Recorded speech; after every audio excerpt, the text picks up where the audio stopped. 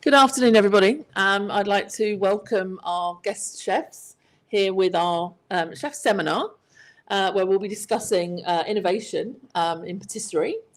We'd like to welcome our chefs, first of all.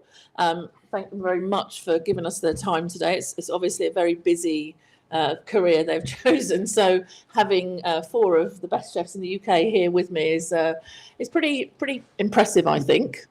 I'd like to first of all welcome, let's start from the end. We have Salvatore Desimone, who's executive head pastry chef, at Raffles in London. Beside me, we have Alistair Birt from Beside me, we have Alistair Birt from Harrods, who's the head pastry chef. Next to me, we have Dale. No, did I get that wrong? Dale Desimone. Yeah, Dale Desimone. Sorry, who's from the Raffles Hotel. And then on the end, we have Murad Kiet from Calworth Park. Thank you, chefs, for joining us. I very greatly appreciate your time. We have a list of questions that we're going to be discussing today. But first of all, I'd like to introduce the reason we're here. Okay, the Cordon Bleu, obviously, this year is celebrating its 130 years. And the 130-year anniversary is obviously for us a great significant event. And one of the areas of development that we're trying to show is the development between the classic techniques that we teach, that we've taught for those 130 years, and the new and emerging trends. So today's innovation in patisserie seminar is guiding us towards what we're going to be teaching in the future. At the moment, we're developing a program called the Diploma in Patisserie Innovation.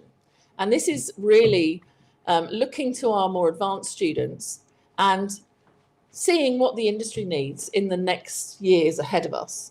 Our industry changes so quickly that to keep up with those trends, we need to be one step ahead. It's not enough to keep up with trends anymore. We need to be setting the trends and listening to what industry and our customers need. Our students, we have students from all over the world.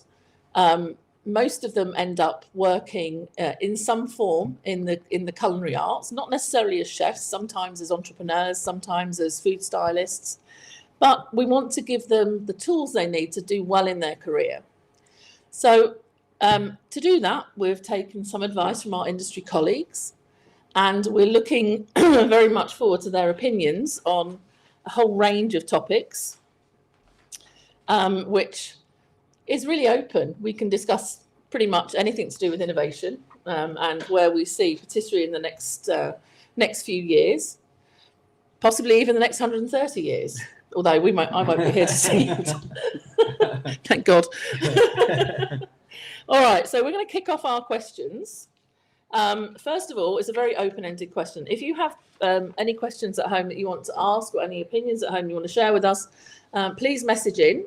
This is going out on all our channels, so please feel free to write some questions in and we'll answer those at the end. But I think the first part of our discussion is going to be that what do we envisage is the role of innovation in patisserie? Why is it so important? And why is it something we should be including on our training? Why should we be doing that and not sticking to our traditional methods?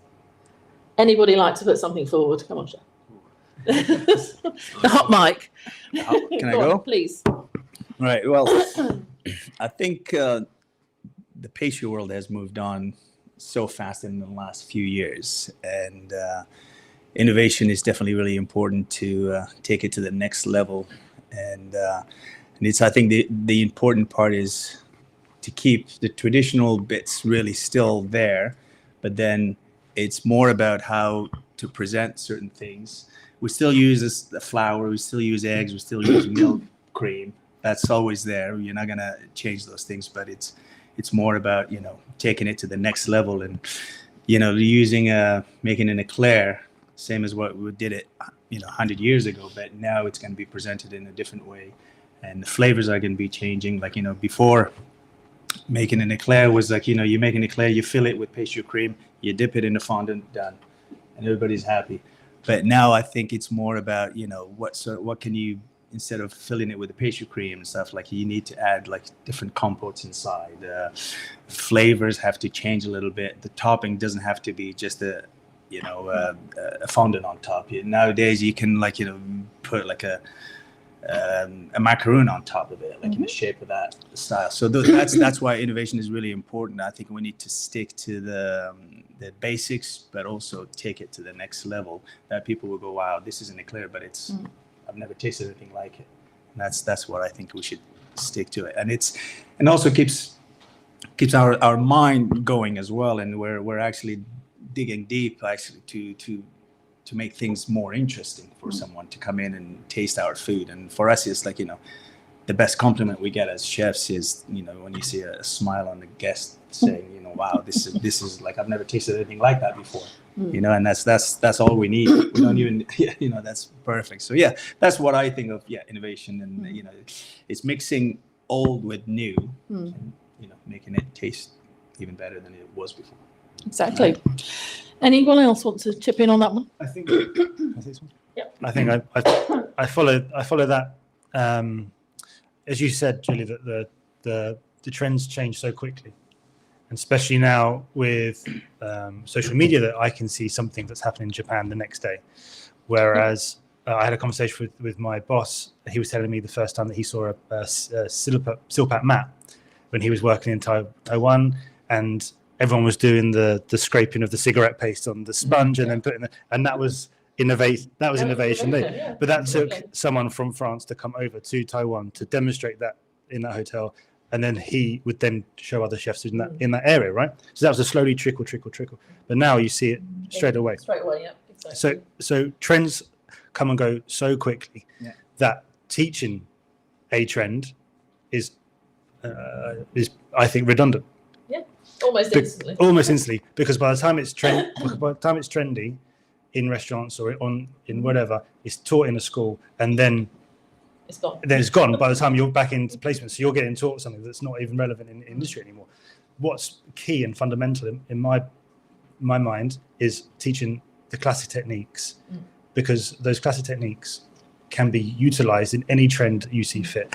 Understanding how ingredients work in the structure of the recipe. Why is there sugar? Why do we use citric acid at the end of creating a pâte de foie? All these things. How do eggs work? All this stuff.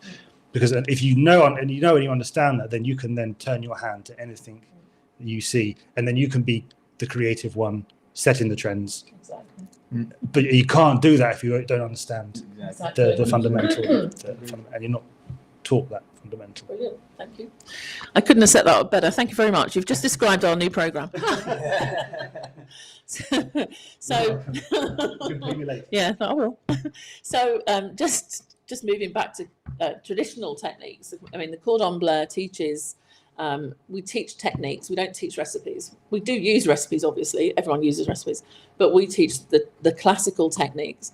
In my mind, the building blocks of pastry or patisserie are learning those techniques and understanding ingredient functions, and how to substitute and manipulate those ingredients to a high standard. On the new programme, it's aimed at people that have already completed those basic levels. And then we almost take a step back, because we're then going to start looking, rather than following a recipe that somebody's posted on Instagram and saying, I want to make that chocolate, so I'm going to take the flour out and I'm going to put cocoa powder in. Rather than doing that, we want to teach them how to understand, to build the recipe from scratch. How much dry elements they need, how much wet elements they need, what leavener are they going to use, how do they make it plant-based, how do they make it gluten-free. So the first part of the programme is very much honed on making those substitutions and knowing how to build from scratch the recipes. There is a big amount about following trends and understanding why those trends are trendy or trending, but it's more about how to market your idea to be the person setting the trend, not following. Again, it will be classically led as always. The classical flavour pairings will be there, but it gives you the openness to actually say, you know what, that Fraisier cake was wonderful in 1980, but today I'm going to make it with yuzu and it's going to be even better. So it's having the confidence to do that, and that's not easy. Anybody else want to chip in? Chef, any good? Yeah, thank you. I think also the selections, like the searching of the ingredients is quite important. Like nowadays we are able to get like the best ingredients from all over the world. And I think before it wasn't that easy. So if you're in France, you need to stick with France product, or Yes, exactly. if you're in England, you struggle to get like a lot of ingredients. But nowadays with the, with the flights and everything, you can get like things very quickly. And also it helps every one of us in the industry to create things with more imagination. So I think you can innovate better when you mix ingredients from certain point of the world, like you say, yuzu, for instance, from Japan, you'll be able to get here in London, in France, in Italy nowadays. So I think it's quite important to, it's a big role, I think, nowadays to have like the ingredients. And obviously, you can manipulate them much better than you used to do before. Like, I don't know, maybe with the Pacojet, you're now able to do an ice cream in like 30 minutes or so. Just having few purees. Exactly. So, I think this is quite important. And people, like new chefs, they are like luckier, I think, now to experience this at the first time. Thank you. Yeah, just going back to that, I mean, we have, as we have probably discussed before, we have students from all over the world, and we are really spoilt in Europe. We're very lucky. I'm going to India very soon, and I'm going to make the most of their delicious ingredients, but I'm pretty sure I'm going to be taking some with me, just because I'm not sure I can get the supply chain. So we will be also teaching students how to experiment with those new recipes without perhaps those lovely convenience products. It's not ideal, but yes, they need to know how to make that at home if they don't have that lovely brand that we will use powders in the cupboard. They have to know how to use those. So we're going to cover that in our program, but certainly in Europe, we are so lucky to have what we have. Chef, how do you think about that? What do you think? 50 or something. I think you touched on a very important part that we're still developing and understanding in this industry, and that's how ingredients work. As chefs, we've always worked for a chef who gave us a recipe and told us to do it this way, and if we didn't do it this way, get out the door. So we never really learned how those ingredients work. In today's world, you'll have whether it's a student or somebody that's working with you, they'll come in, they'll say, "Oh, I made the chocolate chip cookie, but I took out all the flour and put in almond powder. Why didn't it work?" And there's not always an understanding of the ingredients we're putting in there. Now we have all these modern powders, pectins, xanthan gums, starches, all of these things, and people will randomly and ad hoc add them and subtract them to recipes without a real understanding of why they're putting it in there. I took out the agar and I put in sugar. Will that work? Well, no, and it's because there's there's not the understanding of how these ingredients work and why they work. Why would you use xanthan gum versus guar gum? Why would you use those at all? Why wouldn't you use gelatin? Do I even need to put these in there? These are areas that are still developing. They're relatively new products, and now if we start looking into the free-from world and we have all of these new flours and grains and things like this, they all absorb moisture in different ways. When we start blindly taking out flour and putting in rice flour, or putting in corn flour, or putting in tapioca, we have a different outcome. And these are new ingredients that they're not new globally, but they are more wider used now. And the understanding that goes with them is definitely an area that is evolving, I think. Yeah, it's definitely an area that we found lacking. I mean, we have quite a lot of plant-based students. So we have a very specific patisserie plant-based program. We also have one online. And teaching the students how to subtract dairy, how to subtract gelatin from recipes and replace it is challenging. It certainly is. And it's not as straightforward as taking one ingredient out. You remove an egg. It's 4 or 5 ingredients that need to be replacing that egg. It's not as simple as just taking one out, putting one in. So the training of that is really important. Not everybody understands the premise of it, but it's a new trend. It's a new emerging trend. Plant-based, I don't think everybody's always going to go plant-based. Patisserie is an indulgence, and it always will be. And so it should be. But should it be that we have to not cater for some of our customers because they can't take dairy or they can't take gluten or that they follow a plant-based diet? In my mind, if we've developed the program, the plant-based program, for that market, we want our plant-based products to taste as good and look better, or at least as good as a fully fledged patisserie item. We don't want it to be a poor substitute, which is what you see. I know you have quite a lot of plant-based stuff on your menu. No? we have a selection of plant-based products, 100%. And when we try and do our free from, we try and kill as many birds as one stone as possible. So we have our free from range, which is free from gluten, free from nuts, free from dairy, which is a tall order, but we managed it. Namely, Phil Curry, when he was working with us, he kind of set the standard within our kitchen for that, and we have some of his disciples still in our team, so they've taken up the baton.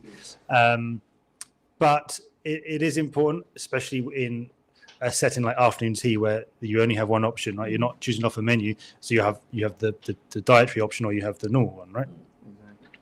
So, but in terms of restaurant a la carte and our patisserie counter, it's less than you would think, the take up. And even so, when we even mentioned on the tag or the label that it is vegan, it sells less because people's perception of it is that it will be less quality. So as soon as we take that big sticker off saying vegan, we just put a little V next to it. Or when they ask the question, do you have any vegan? The sales go up on those lines. So I think, yes, it's important. Yes, it will be with us forever.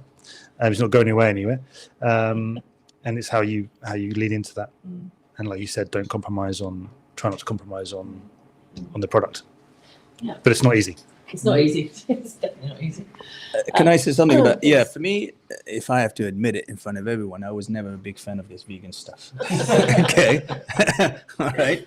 I was always like thinking, this is like, what was this? Like, I'm talking 10, 15 years ago, okay? Not yesterday or last week, many moons ago. But to be honest with you, delving into it and seeing what you can come up with using all these new techniques and ingredients, it's actually incredible. And we've created afternoon tea. For me, like one of the best thing I got from a guest, like saying, like, we gave them a vegan afternoon tea. And then the next to them, their friends next to them had the same afternoon tea. Everything looked the same, the vegan one and the regular one. And she wouldn't touch it. She's like, no, can I see a chef? So I had to go upstairs, and I'm thinking, I'm in trouble. When they say I want to see a chef, that means you're in trouble usually. Yeah. So I go upstairs, spoke to the lady. She's like, she said, I've been told this is vegan, but it looks exactly the same as that one. I said, okay, good. That's a good thing, actually. Yeah. So then I said, is it really vegan? I said, yes. And I explained to her how we made it vegan. It looks the same as that one. And then she felt really comfortable after that. She realized, okay, I said, this is how we made it, so it looks the same. So for us, back in the days, you used to be a vegan person, you give them sliced fruits, kebabs or something. Exactly. First year you go like that. And I thought, it's not fair. You really need to make them feel like, they're the same as everybody else. Exactly. So you can still offer them that. I had the exact same conversation last week where we had a free from tea stand, and they said, where is it? Oh, that's it. That's vegan. It's like, yeah, but it looks just like that. Exactly. Yeah, I know. We want you to enjoy. Yeah, absolutely. But it's funny.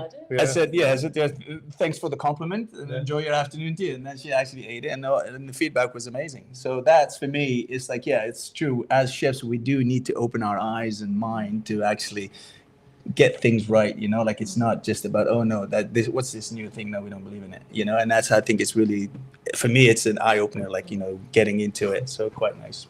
Yeah. Thank you. So we're just talking a little bit about plant-based patisserie and how that's an emerging trend and how it's coming. Every restaurant, every hotel has to cater for plant-based guests. One of the trends that we are seeing emerging is more health conscious, not necessarily vegan, not gluten-free, but healthier, lighter desserts that don't compromise on flavour, but have less fat are slightly less heavy, if you like. I mean, I say heavy meaning heavy on the palate, not just heavy on the stomach. People want to have those purity of flavors, and Chef, it comes from what you were saying about having the availability of these wonderful purees. You want to taste the puree. You don't want to have that masked on the palate by fat. And you know, a lot of the newer patisserie trends are substituting the classical technique. So, for example, when you were trained and I were trained, we were probably taught to make a creme anglaise as a base, or a fruit puree base, and then we'd put whipped cream in it, and then we'd put meringue in it, or whatever we're going to do to make it lighter. These days, we're looking at some of those fibres, you know, some things like flax fibre, for example, to build flavour and mouthfeel, and then having something very light like a meringue with reduced sugar as a setting agent. What do we think the next kind of trend is going to be along that line? Do you have any idea of where that's going to go next? I think it's going to go back to chocolate chip cookies. Yeah, no, I think we do make our effort to lighten things, but I do think we're going to see two camps, and we're going to see. I think in the retail world, there's still going to be the demand for your traditional chocolate mousses and cheesecakes and things of this nature. I feel like maybe more in the restaurant world, where people are looking for a more flavor-based experience, then okay, we're going to gravitate more towards the natural product and less modified product, for sure. But I think it might be more determined by what sector of the market you're in.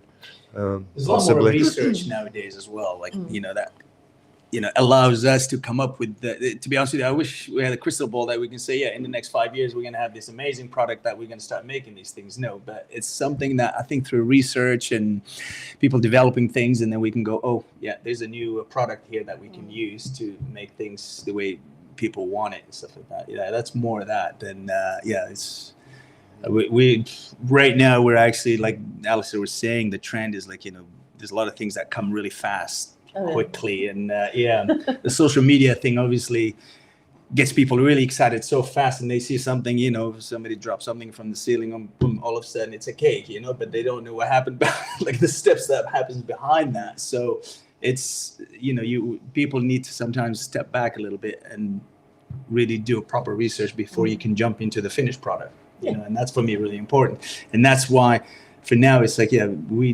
whatever's going to come up is how we're going to adapt to it and adjust it and make it happen. I think what you're saying is true, but I think in some respects what we need to do is again, rather than following the trends and following what we see, we need to have people thinking outside the box more at the beginning and saying, actually, I can do better than that. I'm going to do this my way, and it's going to be better because. I think you're right. I touched on two things. I think what you were saying is correct. If you try and follow trends, then you're just going to be a copycat. You need to set your own values and set your own standard and set your own path and stick to that. And then, yes, you need to ebb and flow with what's happening, but you need to have your core. Otherwise, you're just going to be flip flopping all over the place, and no one's going to know what to expect from you, and no one knows. You need to. I think you need to set your own path first. Give a direction. Yes, you need to have a direction. You need to have a direction. Follow, I believe, what's your goal, and where you want to deliver and what you want to deliver, and the customer you want to attract. So then, based on your direction, you can be more creative and and put more innovation on either ways. As we said, plant-based. I believe, for instance, like potato protein is something that is can give you the same consistency as egg whites, and if you don't tell the customer, they won't know the difference. So I think again, if you knowledge a lot of not common ingredients, you'll be able to get different results and accommodate any kind of request. If you agree, Chef. Very much so. Very good point. Yeah, no, I think you're right. You need to set your own direction. I think what Dale said about the lightness in desserts and plated restaurants, 100%. Yeah. At the end of the meal, you do not want something like you used to have that's super rich. You want something that's light and follows the same theme. It's like if you go to Woven, where you're, at Coeth Pub where you're working now, the desserts follow the mains as one theme. It's like it's a one continuous experience, and at the end you're not feeling like hideous. You're feeling nice. But when it comes to patisserie, I would never. My goal is never to, how can I make this lighter, or how can I make this. My goal is how can I make this the most delicious I can possible. If I can lighten it, if it needs lightness, I will do it. But I don't. My directive or my end goal is never to make this. How can I make this sugar free or not less sugar? Or I'm always, this needs to be the most delicious thing possible. And then if you look back at my own recipes, what I was using 15 years ago, and that makes me feel really, really old. to now, like the amount of sugar. If you Amir babe, yes, I am indeed. Very happily so as well. If you look back at the recipes that I was in, if you make one of those recipes, they're so sweet. Just because I think our whole natural palate has changed. Yeah, changed. And it's just a slowly thing. And I think, maybe forward it will carry on. But someone who made you eat in a restaurant in the 70s and now, I think you probably have a very different experience, and what your expectations would be very different. I think there's you can still keep the same ingredients in there, but to kill the sweetness, or to not kill it, but to actually minimize it a little bit, you use other ingredients that would, like you use citrus in the desserts, or like nowadays you get a lot of salted caramel that people use, and when you get that salt, that breaks down the sweetness. So it's a little bit overused sometimes, but yeah, exactly, to give the balance. Usually it's not necessary to take the sugar out or completely out, but add another element that's gonna balance the whole flavors together, things like that. That's what I think. Yeah, we've been in the development of the Patisserie Innovation program. One of the tasks, obviously, is to balance recipes and to start from scratch, building up those ingredients. And you really notice how pure the flavor is when you minimize things such as fat. That whole thing about mouthfeel is very relevant. And, if you have a great recipe, it's a great recipe, that's it. It doesn't need anything else. And people will always go back to it because it is a great recipe and it works really well. But there's always somebody who's looking for that dining experience, as in your restaurant. You want something that is delicious. You want something that looks beautiful, but you want something that it isn't cloggy or isn't heavy, that has a delicate flavor profile. So one of the things we were experimenting with a little bit is distillation and concentration of flavors without reducing, because the old way of concentrating flavors was usually just to, put it in a sugar syrup, reduce it down and see what happens. These days, distillation is a process we use, and it gives us a purity of flavor, a clarity on the palate. And that's innovation. That's in my mind, that is innovation. It's taking technology and being able to flip what you do with a product for a better, cleaner, more palatable result. What do we think about technology towards equipment? How do we think that's going to affect what we do? Anybody?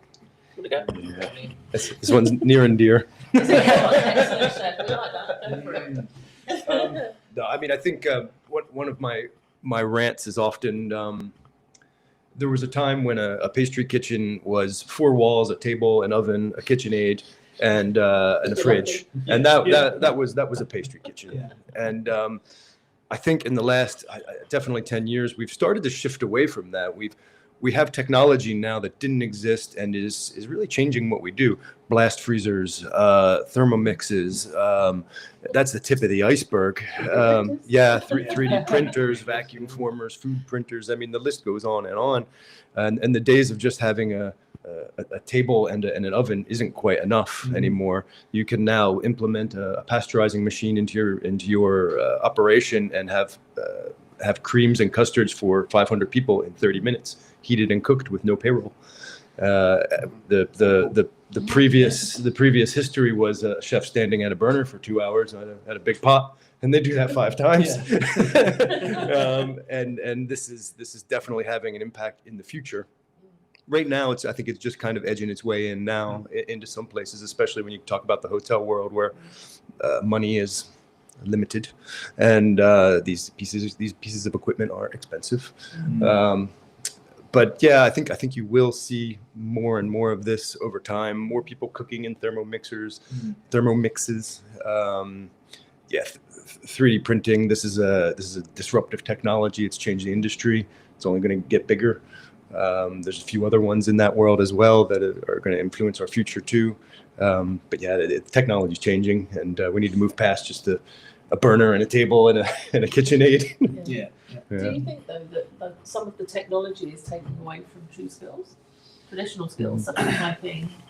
I think I'm near and dear to my heart as well. We're very fortunate at Harrods to have 2 water cutters, a pasteurizer, a 3D printer, a vacuum former.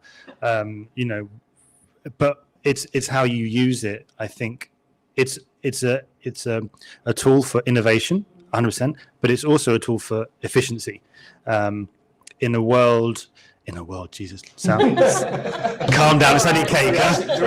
Wow, it's only a bit of cake. All right. In our current climate of resourcing, as in staff, it's tight, right? And payroll is very expensive, as it should be now. So how can we get maximum efficiency from our kitchen? And if we can make 30 litres or 60 litres of creme pat with the push of a button and no one standing there, I can get it the same consistency in a short amount of time. I have the record of the cooling of it already done. It's the same every time. No one's burning the bottom of the pan.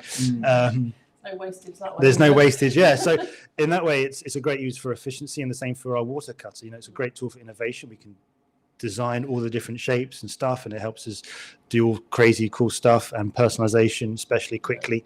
But also it saves on wastage because you haven't got someone to trim. It's tessellated for us. Again, you haven't got someone standing there. They can go off and do something else while it's cutting for 10 minutes. So it's efficiency, but it doesn't lose the skill because you still need to make the product that goes into there. I suppose yes, you could argue that it does, but it's not. It's how you use it and how you marry it. Yeah. I think everyone who has bought a Selmy or a chocolate tempering machine, does your operation then become reliant on not knowing how to temper chocolate? So that's for me. Yeah, that's the biggest point I'd like to make about Selmy machines. They're beautiful, amazing, but it depends who uses it. I think it's at commis level. You should not be using a Selmy machine. You should be tempering chocolate by hand to learn, because most of them, if you ask him what's the temperature of a milk chocolate, and I don't know. Yeah. Well, that's where the role of education comes in. Exactly. Yeah. That's what Julie is here for, right? Yeah. But it's also our responsibility as employees to ensure that these people know the skills as well. Exactly. You can't. So I think yes, you can argue that it's removing skill, but I would argue it's dependent on how you would use it as a tool of efficiency and innovation. You can use it as innovation within your kitchen. For us, I think it's exciting. The ones who've been traditionally trained, because we know how to temper chocolate, we know how to cut a slab of cake and make sure 200 pieces are going to be exactly the same. Where now there's a lot of molds being used, and you just make the insert and push the cream in there, pop them out, everything looks the same. But if you've got a slab and you give them, I want 2.5 by 6, and give a guy to cut them, and if their one is going to be 3, the other one is going to be like that, that's a big problem. What teaches them consistency is by cutting it by hand and use the ruler, and then the next step, once you develop that and then you can make the molds and you can use the molds and whatnot. But it's for me, those things are really important to teach the basics, like we said, the chocolate. But for us, as the experienced ones, if I have the water jet cutter machine, I'll be jumping up and down, going yes, give that to me. How much does it cost? $100,000, no problems. Yeah. Yeah. I think what you're saying is absolutely correct. The Patisserie Innovation Program, these are our students, and they've done those basics. You know, they've done the tempering lots of times. They've done the stirring of the creme anglaise. They've learned how to flavor profile. They understand that. And this is moving on. This is where they are now looking to create their own bespoke designs, personalization, the use of those labor-saving devices, so that when they go into industry, they've actually got an understanding of how to use those machines and what they are capable of. Because a lot of the students who graduate superior, they've never seen those pieces of equipment. It's not something that they would have exposure to. So for a full-rounded education, they need to be able to see that and understand what their options are. I mean, I certainly think, you know, the water guns, brilliant. I'd love one of those. Yeah. Just saying. But, you know, in a place like Harrods, it's got its place and it's earned its money. Oh, yeah. The ROI on it is ridiculous. Yeah, it's earned its money. You know, it's not something that a small patisserie shop That's that right. serves No, 30 covers is going to ever purchase. It's not worth it. But if a student goes into that pastry shop for a job, they better know how to cut things evenly. And they better know how to temper by hand, and they should know how to pipe. I think Alistair hit the nail on the head when he said this isn't about replacing, it's about enhancing. And this technology and water jet's a great example where, okay, if you use it to cut the cake into squares, you're probably bringing a bazooka to a knife fight. But if you have a company that comes and says, I need 200 room amenities of my logo cut into a chocolate to look like a business card, boom, the water jet is money in the bank, like job done. And so it's not necessarily about replacing making a little chocolate garnish for a group. It's about being able to provide something above and beyond what we could before. And you know, 3D printers, for example, you might learn how to use the piping nozzle, but it comes a day where the piping nozzle isn't the right size. So then you go to the 3D printer and you print the piping nozzle that is the right size. So it's not so much about replacing; it's about support, it's enhancing and trying to take it another step. Same thing with like biscuit cutters. You know, it's not the right size. You go to the printer, boom, you have the 2 hours, you have the right cutter. So, yeah. Perfect. So, innovation then has its place, I think, is our thoughts, but doesn't replace the traditional skills. Craftsmanship. Yeah, craftsmanship. We are craftsmen after all. That's that's our remit. Just really, really quickly on that. If you look 10 years ago, everyone was putting stuff in molds and glazing it. Yeah. Right. That was the trend, right? Yeah. Bright colors, glazing on a biscuit base, pop it in the shop. Now, no, everyone is piping. Everyone's going back to the classic, and the more elaborate work on that cake, the more it's This is the third time I've seen this in my career as well. This is the circle. But also like something very simple but different than like the spinning table nowadays is something very innovative that is like super simple. Maybe it's been there before, but like the way you're piping now, how you change the nozzle, how you piping the stuff is an innovation. Or even the puff pastry, we used to, laminate the puff pastry and have all the same line. Now you're cutting maybe differently and you have all the line on top. So I think this is part of innovation as well in a small way, maybe in a restaurant or something like very delicate after your lunch. If you cut in a different way or if you pipe in a different way, I think it's still part of innovation in its small directions, I believe. Yeah, I think we all started off with those spinning tables as a record player. Yeah, exactly. That was before they became expensive and bespoke, and it was, something we didn't do.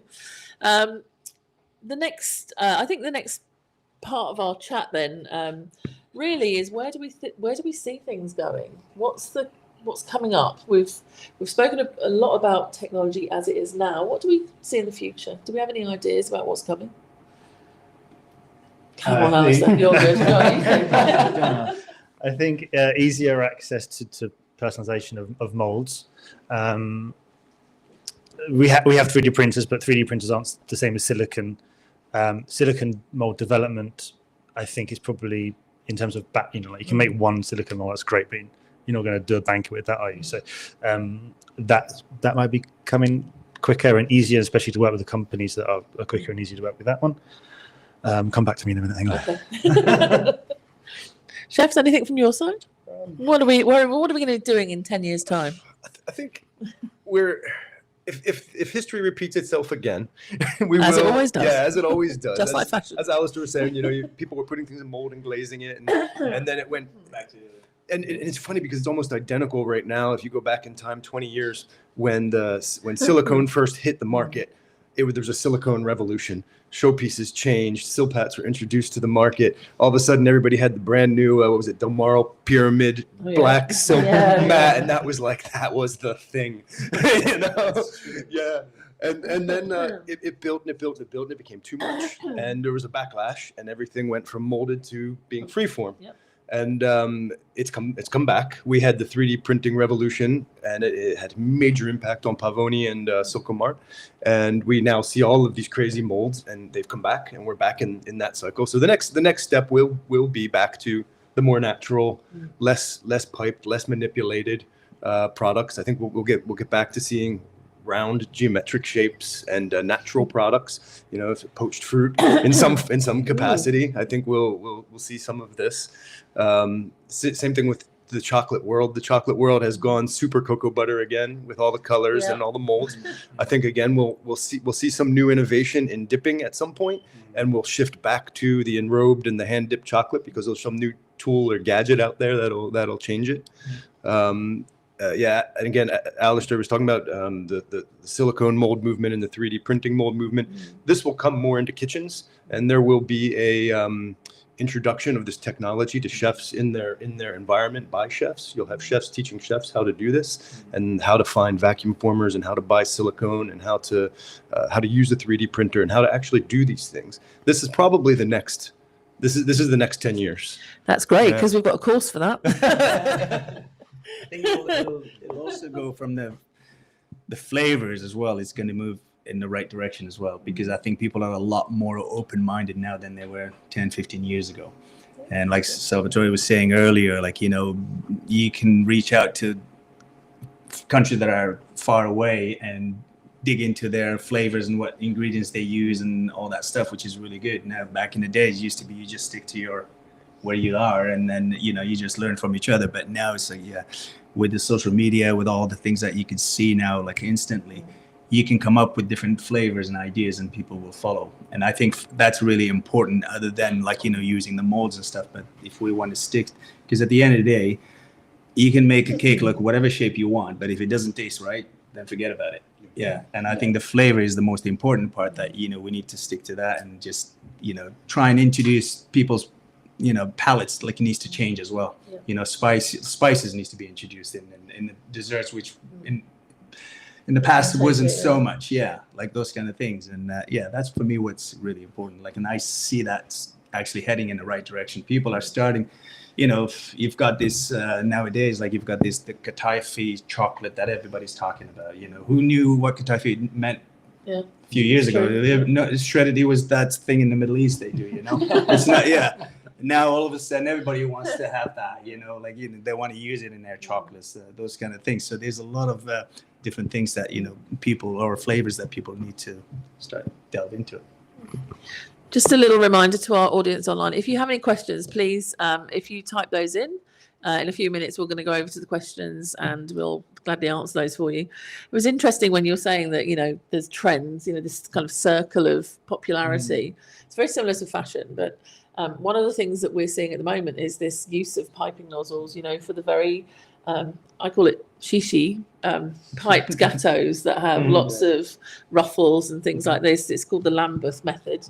And I was teaching that 25 years ago.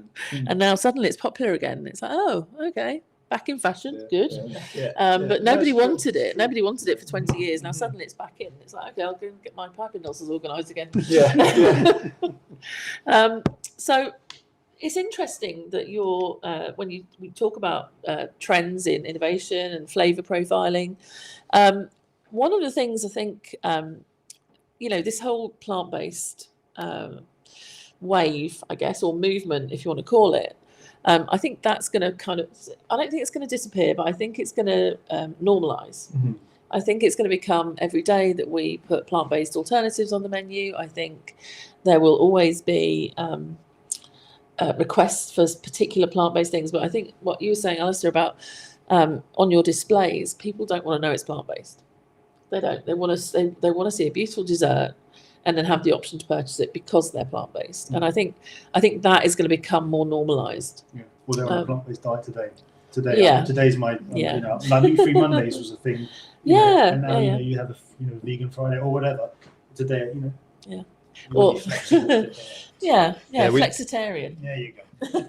We've built into our menus free from desserts in all of our event menus. We don't advertise it. We don't even approach it that way when we develop it. And what's quite entertaining is you'll put it into a client tasting, and they'll have 3 desserts, and they'll say, "Oh, this is really nice." And then we'll get talking about the dessert, and we'll say, "Oh, this is a nice choice because it's also good for any dietary concerns because it's free from." And they're like, "What?" They're like, that's vegan? You're like, yeah, it's vegan. It's also dairy-free, gluten-free. Yeah, no nuts. yeah. And so when you take away the stigma behind it, all of a sudden it's very popular. And if you just make something, again, you think like a chef. You say, I got some nice raspberries, I got some chocolate, I'm going to make something nice with raspberries and chocolate. You don't go too crazy. You find a way to make a nice mousse that way. Nobody even needs to know, and it just happens naturally. And that's what I think will come out of this cycle of plant-based.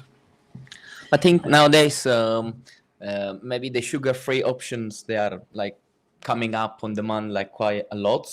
But sometimes if you think in certain recipe, like Chef was saying, like the old recipes and stuff, the quality of the ingredient now, like for instance chocolate, like from a brand I use, like Verona, I think everyone uses it. Sometimes I think if you see the recipe, you don't even need to add the sugar. It's already like quite balanced on the chocolate side. And again, it's just a matter of read the recipe again and see how you can change it. And I think things are much easier than we think when we develop a recipe or something.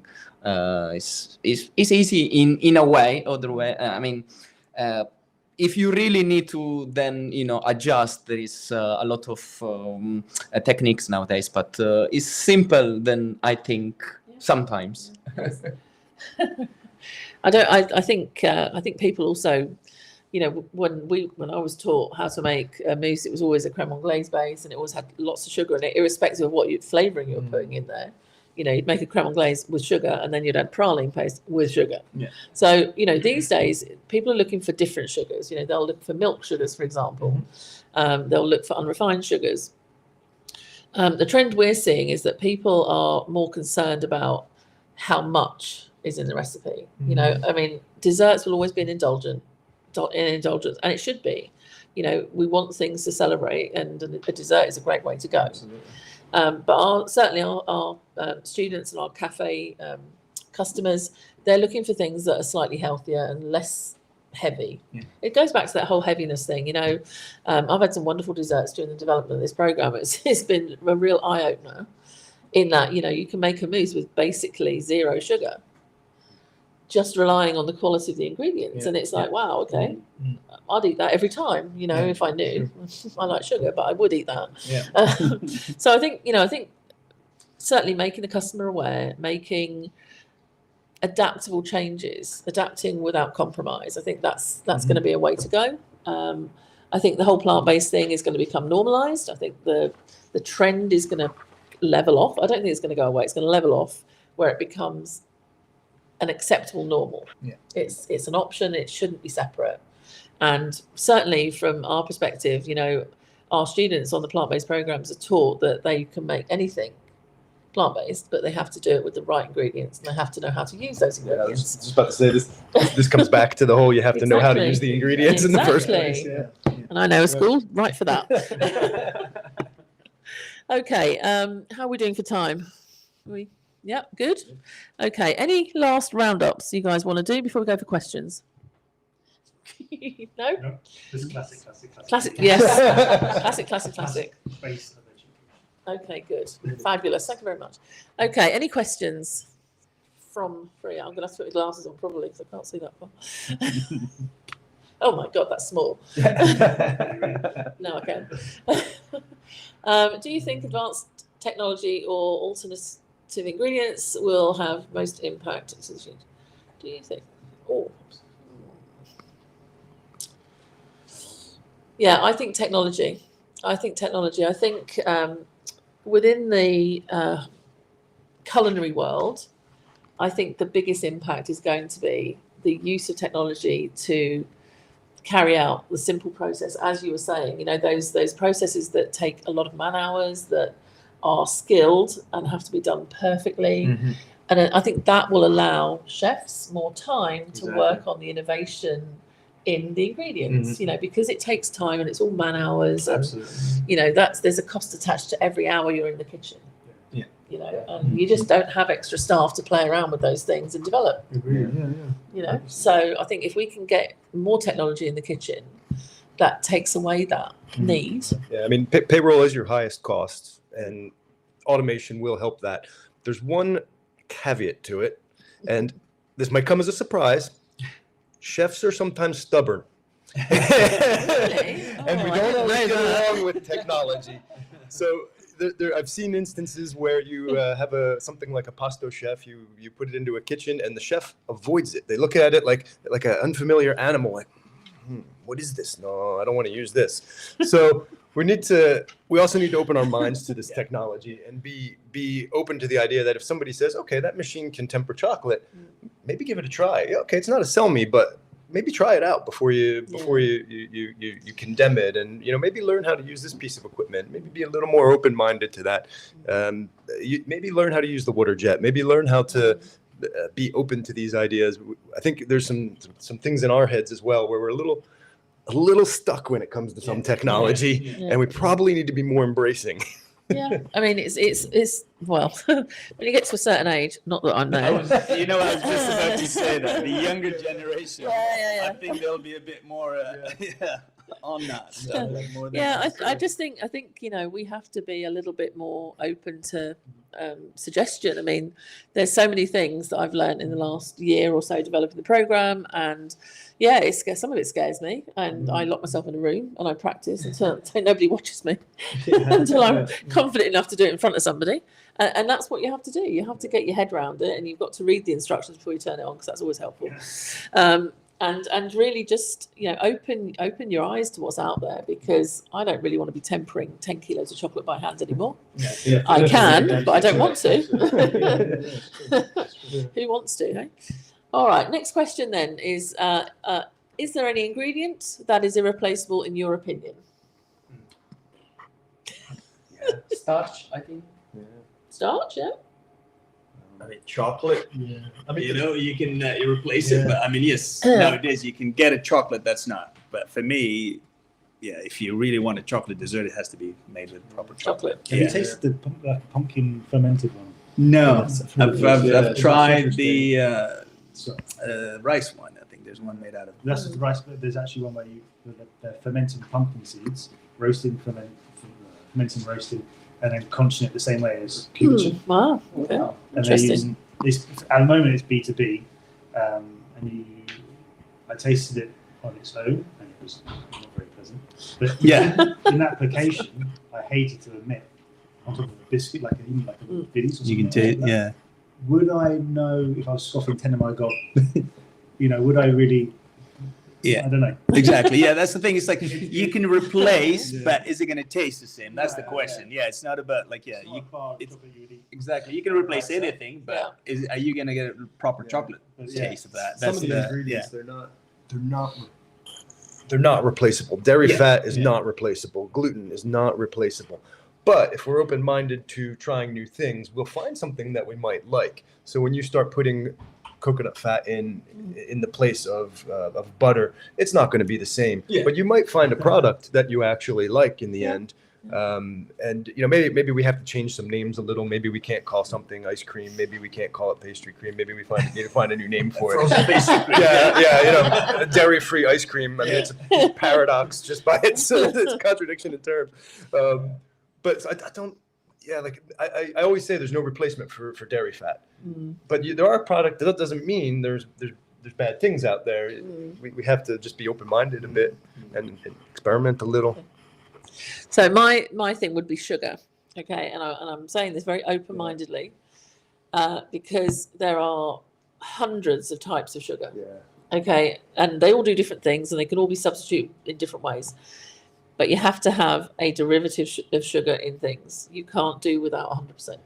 There's no replaceable crystalline substance that'll caramelize. No, not, So not as well as it is sugar. irreplaceable, yeah, in that respect. Okay, I will. Yeah. That's it. All right, so the next question is, what is one of the most disgusting substitutions you've tried, and how did you, and how, I can't even read it, and how did is help develop something better? And how did this help develop something better even? Go on, off you go. Who wants to? Thinking. Substitute. I can tell you one of the most disgusting things I've tried. One of our guys, I think he was a commie who was trying for Demi. He did a watermelon and parma ham patisserie. Oh wow, okay, And that's was interesting. Yeah, and the only way I had to get better was tell him not to do that over again. That was pretty bad. Anybody else? I think for me, some people tried to do bacon ice cream. Oh yeah, Yeah. I've had that one. It wasn't that It's bad. I wouldn't okay. know it.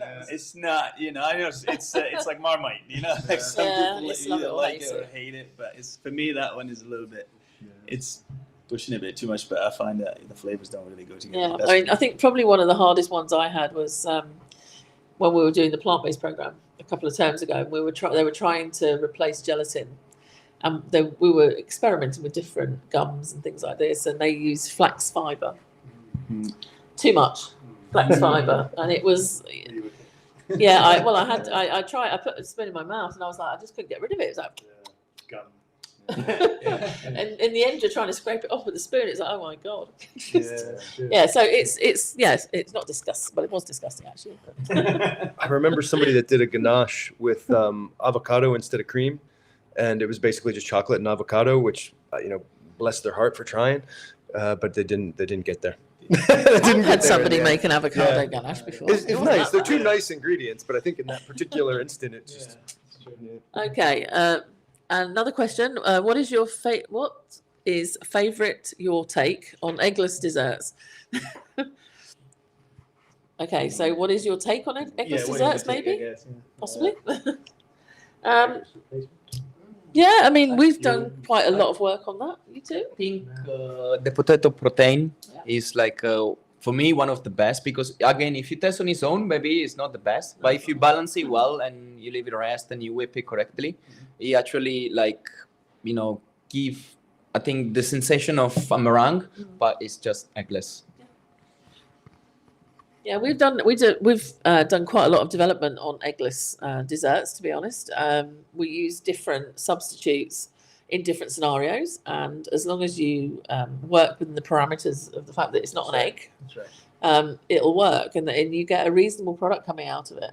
Yeah, I made lemon curd with eggless lemon curd, and using the right product to get that flavor in there. Nobody could tell the difference. Honestly, it was incredible. Yeah, that's really good for me. Yeah, it's about understanding those ingredients and knowing how to use them in the right application, which is key to everything we've been talking about, I think. Okay, glasses on again. Sorry. What do we think the next emerging global influence, like Japanese yuzu or matcha desserts? Okay. Dubai chocolate. That's over. Dubai chocolate is done. It came. So it is. Next. So it is. Too fast. Next. Yeah, no, Dubai chocolate's out. I think we've done that. Been there, done that. I think currently pistachio is the current salted caramel. It is. Yeah. True. But what is next? There's a lot of stuff coming out of South America now. A lot of trends coming out of Argentina as their restaurants and chefs gain more popularity. I can't think of a specific ingredient off the top of my head, but that part of the world is rising fast. We'll probably see something from there sooner rather than later. I've heard that as well. Okay, let's have a look. All right, we've done the global trends. We're just getting the next one up. Okay, what do you think about mega trends like Dubai chocolate bars? I think we've already said that one. And the effect they have on our supply chain. I mean, I think so. Talking about supply chains, one of the upshots of having so much plant-based patisserie is the need for potato proteins and pea protein, and the global effect that's had. So we, as part of our program, we have a nutritionist who talks about trends and how the trends affect farming and sustainability. And let's face it, every hotel is using pea protein at the moment to do something with it. So that's not a product that is ever been made in that quantity for that reason. So that's an emerging trend, and I think the economy is struggling to keep up with it, to be fair. So there'll be a bit of a shortage maybe. So stockpile now. All right, next one. You spoke about the effects of plant-based and vegan, but have you noticed an impact from lifestyles such as carnivore diet or paleo diet? For us, for example, we do touch on different lifestyle choices with the students, and we talk about how patisserie will impact that. Paleo is one of these diets that have been around for a while, and the students do talk about it. Keto, paleo, they're definitely at the forefront of people's minds. It's not something that we cater specifically for, I don't think, unless you guys have any input. The diets in general, they come and they go. I think we're in a world, especially, and I think the afternoon tea market is probably the big victim on this one, where you see every combination of diet and dietary concern that's imaginable. Whether it's a trend-based diet or just a combination of misfortune, it could be that you'll encounter any diet on any day. I mean, we have so many different dietary options at this point in our operation that I wouldn't say any of them are even plant-based specific at this point, or carnivore-based, or keto-based. It's we need to have products that are free from allergens, products, and we need to have sugar-free substitutes available, and I think that's more the overarching diet that I tend to create, like especially for afternoon tea, is really vegan and sugar-free, gluten-free, everything free. Like I call it one size fits all.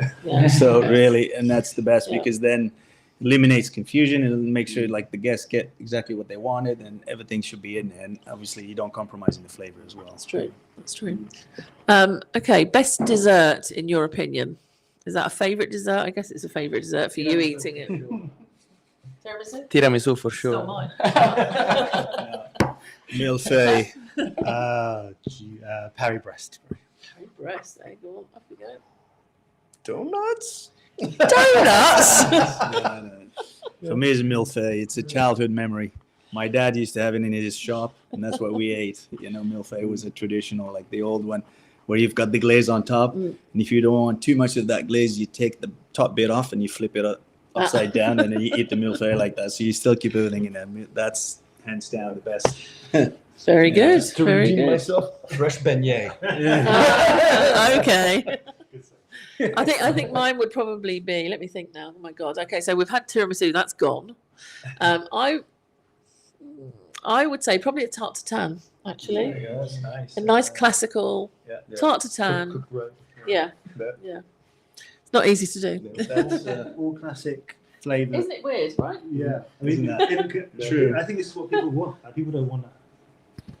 You want to experiment maybe in a restaurant, I think, but when you're buying a piece of cake, especially in my gaff, and you're paying £12 for a piece of cake, do you want to take a risk on, green tea and red bean?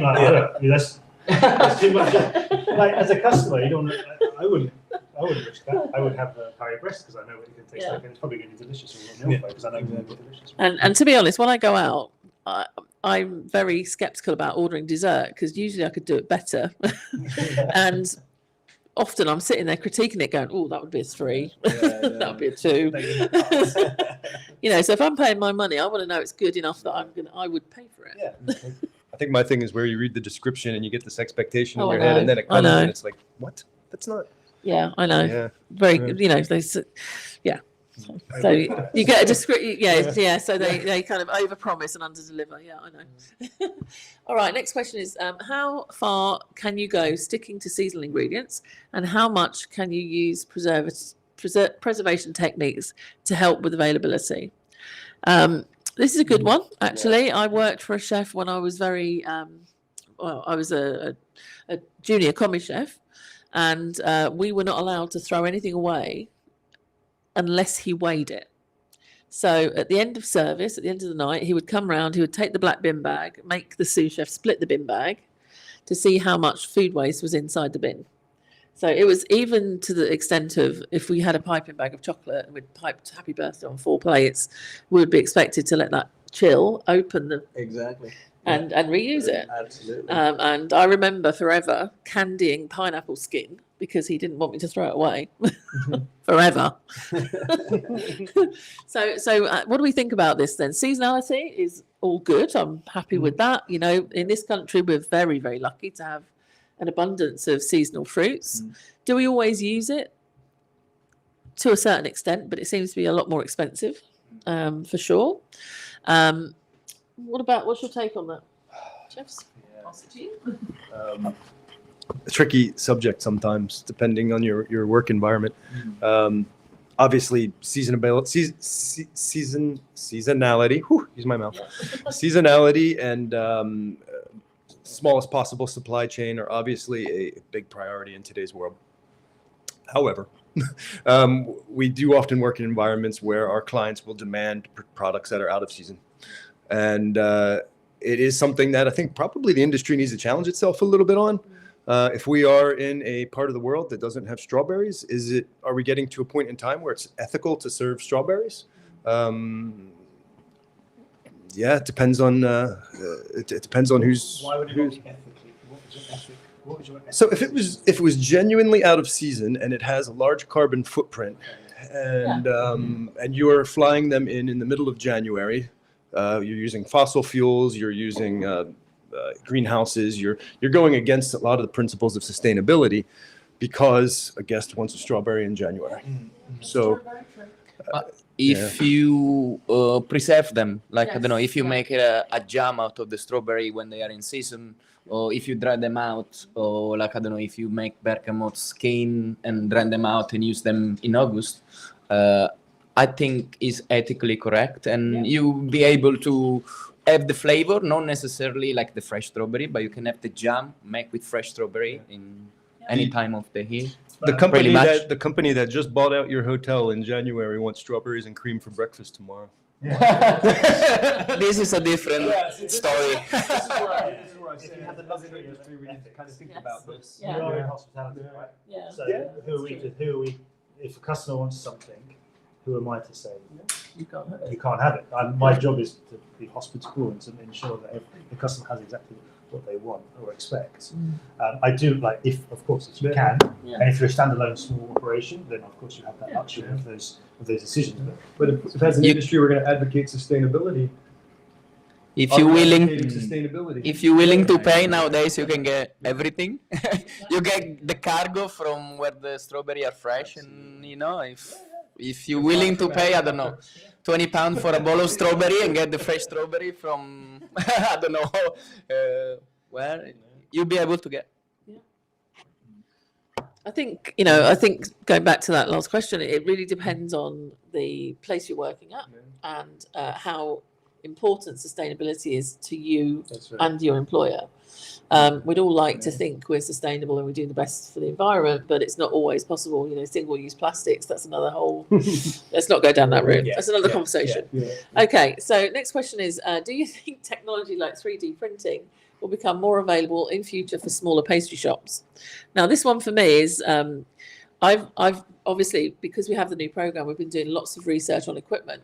And 3D printers, in my head, if you are going to use the machine like a workhorse and you're going to get the money back in return, absolutely. I mean, 3D printers are not that expensive. You know, if you think about how much you'd have to pay somebody to stand there piping those things constantly, and obviously then you've got the sick pay and everything else attached to it, it's actually not that expensive. So I think the price of technology is coming down. There will be things that will never come down, like the Selmies and things like that. They're always going to be a certain price unless you buy secondhand. That's it. I think, you have to put the value on it and you have to make sure you're using it. There's no point buying a Selmy and storing it in the cupboard for 9 months of the year and then bringing it out at Easter. Yeah. So you've got to work that into your costings. Anybody else want to say anything on that? No, I agree. It's becoming more and more I think there's two elements to having a 3D printer. There's 3D printers and that print plastic, and then there's 3D printers that print food. And the ones that print plastic are ultimately, they're going to probably come in more in the form to help you with bespoke stuff and doing your own bespoke personalization. And that's accessible now. It's just the gap there is learning the design aspects and the maintenance parts of it. Food printing I think we're going to see some growth in it. The food printers I've worked with are probably not quite yet there for operations. They have some things that they're very strong at, but they have some things that are very weak at, and they're kind of what we need in the market is the things that they're weak at the moment. But yeah, I think you'll see it more. I think it will. The food one for sure it's a long way, because I've seen some of those machines. Yeah. If you have a function for 200 people, you have to start 6 months in advance for that dessert to be ready. So I think they're more along the lines of bespoke pieces, exactly. which are fabulous, because I really don't want to be. I think I'm very supportive of that, because it's nice, because when you have the last minute request and you don't have the time, that's when those tools come in handy. Yeah, absolutely. Yeah, that's where I think it's good. I've worked with it to do garnishing for banquets, and it's not that the technology isn't there. It's that the crossover between design and what your need isn't there yet. The way the food printers slice food is not compatible with the way that we would make garnish. Yes, we have to think about a different way of working. Yeah, that's the the design side of it. I've had some conversations with some companies about this. There needs to be the right software designed to replicate what we would do, and then the machine will work fine. It just needs the G code needs to be designed in the right way to print out the garnish that we want. Yeah, exactly. And that's what's missing. Yeah, we've been obviously researching 3D printers and things, and what's available in the UK is actually really limited. When you go to other countries and you start looking at them and how far they've advanced the technology, it's scary how far behind we are. I'm sure you've got 3D printers that can print everything. Not food, no. Not yet. Okay. No, I agree. I think that It's on the market, right? Just like we were talking earlier, like you just be prepared when that machine breaks down. What's your backup plan? That'll be me. What's your backup plan? Because when you start relying on machines, especially these, technology like that, like they can break down easily. Absolutely, yeah. You need to know how to really recover from that and make sure that your 200 guests are going to get what they were promised to get. Exactly. Yeah. All right, so the next question is, can you tell me how you'd make a classic tiramisu with an innovative twist? Over to you, Salvatore. No twist on tiramisu.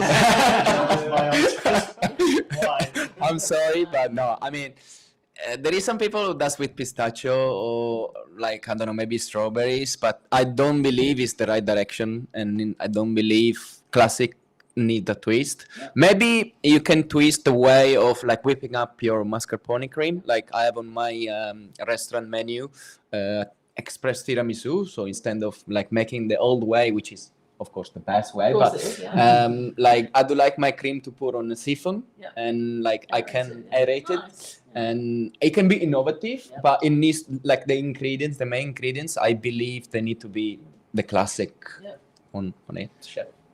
You agree? I agree. Yeah, I mean, I've tried one with the siphon. You siphon the cream, so it's the top layer. I like it both ways. I like the bottom layer of the sponges and the cream to be classic, and then the top one I use the siphon. So you've got a very light texture, so it's very aerated. The other one that I like, we do at school, we do the plant-based, completely plant-based tiramisu, which if I had to be plant-based, I'd eat it. It's quite nice. It's good. The other one I've tried was with Serval coffee. Have you seen that? Which one? It's Serval coffee. I'm not quite sure what I think it's the beans have been passed. They make coffee out of it or something weird like that. And that was really, really, really expensive. So, I didn't think it was that great. I prefer to have a normal one. Right. Next question then: is aquafaba still used, and are there better alternatives? Absolutely, there are. Yeah, no and yes. Yes to all of them, yeah. It is available, but yes, better alternatives. Yeah, so aquafaba can still be used. It's absolutely fine. You need to know how to handle it. You need to know that it needs to be reduced. You need certainly to be able to whip it properly. That's one thing. And yes, there are alternatives that are better for different applications, such as pea protein, potato protein. Both of those work much more. Yeah. The potato protein also without the flavour, because that's not nice either. So yes, there are alternatives. Okay. Next question we have: what do we think the biggest trends will be in the next 5 years? I think it's going to be more pistachio, personally. That's a good question. I think you'll see. I think I think you'll see a continued growing trend on skill, on handcrafted, freeform skill. Less reliance on silicon molds and stuff off the shelf anyway, and again, there's still a reflection onto the classic and how we can slightly tweak those to make them better than they were. But a continuation of what we are currently seeing. I think there'll be more demand in bespoke products. You know, people wanting a one-off. You know, you're having a birthday, you want to help that design process, and nobody else has what you have. I think. People who dine out, let's face it, you know, we've all had a bit of a rough time with the economy lately. People who dine out now are people who have available money to do so, and they're going to be more demanding. They want individuality, they want bespoke, they want their own thing.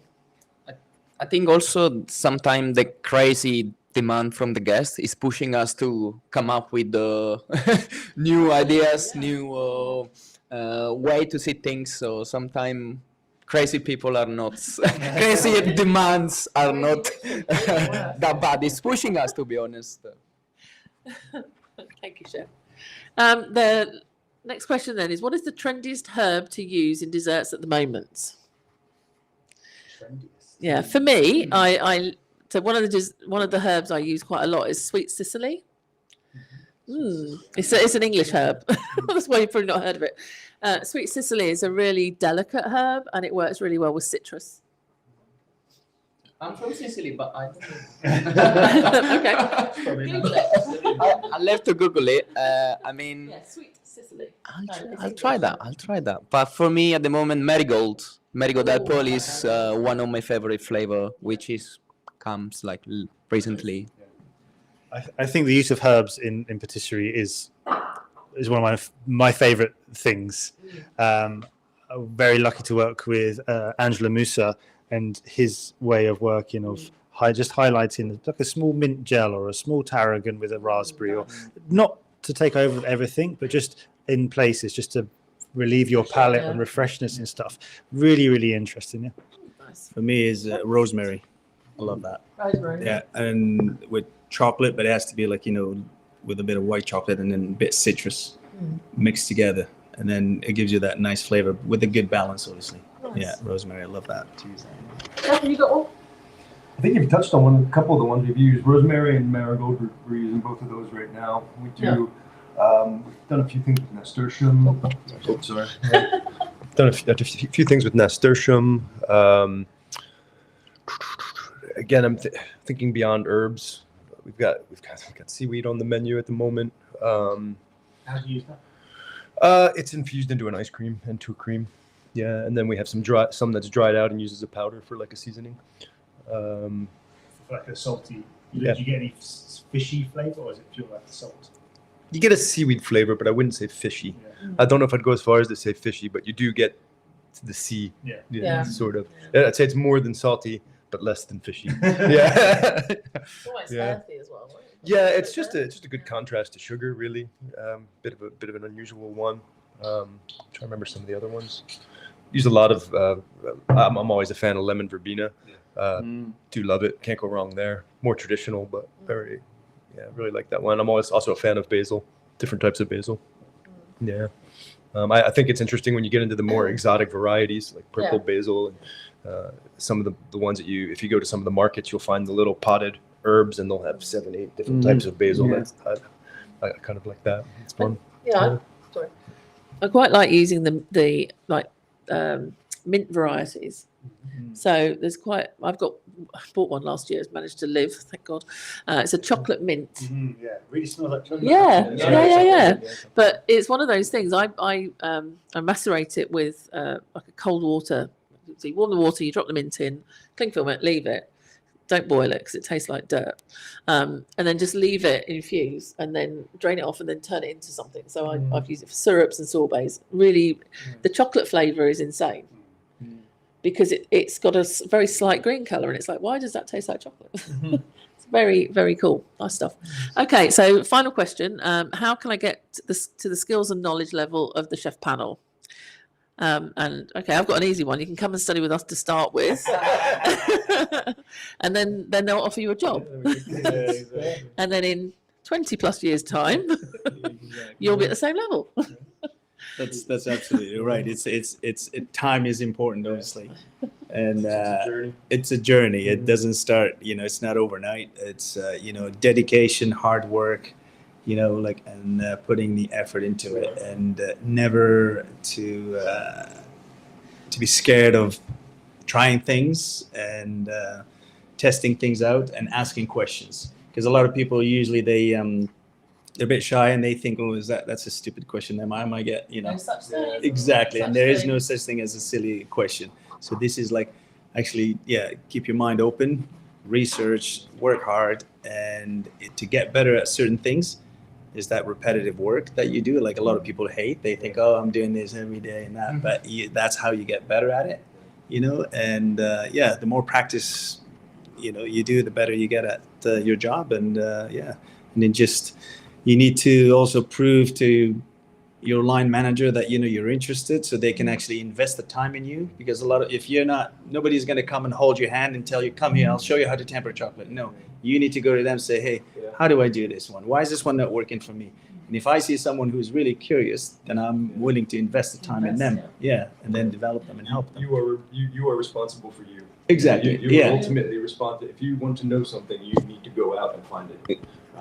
It's not coming to you. Because a lot of people say to me, like, Commie or Demi or whatever, says, how long is it going to take me to become a chef de partie? I said, it depends. It depends on how much time you're willing. Exactly. The ball is in your court, is how much time you want to spend to develop and get to that position. Everybody develops differently. No, not everybody's. So that's why, like, it could take you 6 months. Somebody else could take them a year, 2 years. So that's how it goes. No, you stole the words right out of my mouth. I think it's time. It's not moving around too quickly. I think there's some chefs that have done a year in one place and they want to go somewhere else, and I don't think you can really learn everything from one chef or one establishment in that space of time. And I definitely do agree with that. You are responsible for your own career, and the more interest and more questions you ask, or how are you asking the right questions? Are you doing the right thing? Then whatever you put in, you'll get back out. And with my guys, if someone is super keen and super engaged, I will be much more inclined to put them into a competition, give them some training, give them some other opportunities, some development work to do, and that you'll grow up, you'll progress quicker. But there's nothing like time, learning all these skills and learning how to fix mistakes. You don't do that on a shortcut. And I think all of us on this panel are, it's obsessed. It's not a job, right? It's not like you have to be completely obsessed with every element of the job and the business as well. Because, you can be the best chef in the world, but if you can't organize and run a kitchen, you're never going to progress. You need to have, I've got some great chefs some fantastic chefs, but if I had a whole team of them, would be absolutely disastrous. And that one person I wouldn't give them responsibility for more than what they have, because it probably would end in fear. But they're the best hands I have in the kitchen.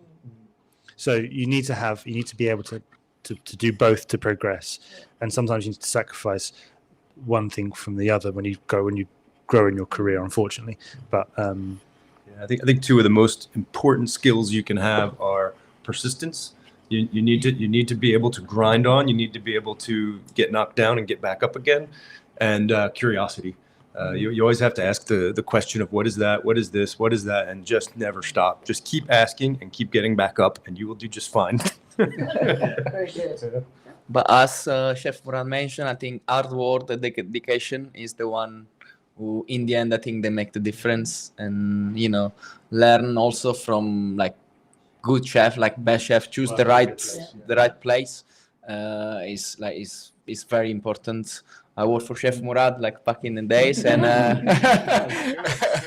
and now that's I grew up. It's important to choose the best chefs and the best places too. So we have another part of that question is how can I study pastry at the Cordon Bleu? Well, you can enroll. That's the first thing. You can come and join us for one of our open house events to see how the school works, or you could take a tour with our team. I think one of the most important things is that irrespective of if you have prior experience or not, we start our pastry programs right at the very basics, learning those skills like piping, cutting, using a knife properly. And as the chefs have enforced, if you want to do well, you get what you put in. So the more times you're at school, the more times you're on time for school, you're showing a good work ethic, you turn up, you're clean, you have what you need to do the job. You volunteer for extracurricular activities, you attend those extra seminars. All of those things will stand you in good stead because it shows us that you're dedicated to your study. Just a final question, chefs. How long have you been in the industry? For me. Yeah, I'm going to ask probably everybody. say, to be I'm going to honest, ask everybody. Go on. Well, working or been in the industry, like I've been there since I was probably 5 years old in my dad's bakery. 20 years then, yeah? Exactly, only 20 years. I started out my dad's bakery and patisserie shop and he owned, and I worked my way up. And I used to start when I was 14, 15, summer holidays I spent in his place. One is learning the trade, and two is I had some money to earn, so it was good to have that. But I would say for me it's a good 30 plus years. 30 plus years. Yeah. You're being very, very coy. I've known him 30 plus years. Chef, how about you? Yeah, same, 30 plus years. Started as a pot washer, worked my way through all the sections, and never intended to be a chef. Never wanted to be a chef. There was two things I wasn't allowed to be in life, a chef and a Republican. I became a chef and now I'm an independent. So the family's a little disappointed. But started as a pot washer and progressed into the hot kitchen, progressed into pastry eventually, and it later took me around the world. So, it takes time. Yeah, absolutely. And chefs, how long have you been in the industry? I started when I was 16 on a Saturday job in a bakery. So that's 21 years now. Oh, so young. I'm probably the youngest in the room. But I started when I was 14, my first pastry job, and now it's like 16 or 17 years. Okay, So. very good. Okay, so oh God. That's true. All right. Okay, so I started when I was 15, and not that long. I have been in the industry this year 40 years, and you might notice that we all look. Yeah, I know. You might notice that we all look much younger than you'd expect, and that's because we don't see much daylight. We work in basements. No, all joking aside, I've been teaching 30 years this year. Wow. And I don't know how many thousand, I'm sure someone's going to calculate it, but thousands of graduates now working in the industry, which is fantastic. If you are interested in coming to join us at the Cordon Bleu, we will be very happy to see you for one of our open house events or a tour of the school. We have had a great time here talking to you about our career and innovation in patisserie and our new program, which will launch later this year. If you have any further questions, please ping them in and we'll respond via email. Otherwise, I would like to thank you very much, chefs, for your time and your banter. It's been a lovely event, and thank you so much. Thank you, Brad. Goodbye, everybody. Bye-bye.